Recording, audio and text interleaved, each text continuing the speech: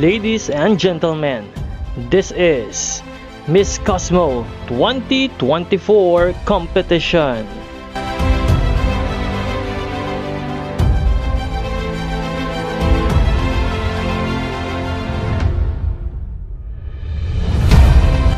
Don't forget to like and subscribe.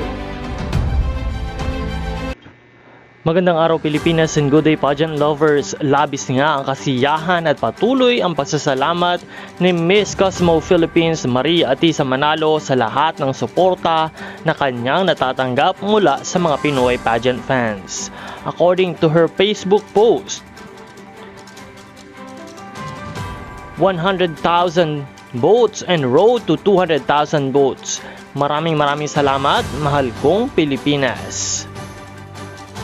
Ngayon nga ay patuloy pa rin nangunguna sa botohan ang pambato ng Pilipinas na si Maria Atisa Manalo na meron ng mahigit 100,000 votes and road to 200,000 votes. Kaya naman nagpapasalamat ang ating pambato dahil sa inyong patuloy na suporta at ngayon ang ating official vote ay 131,525.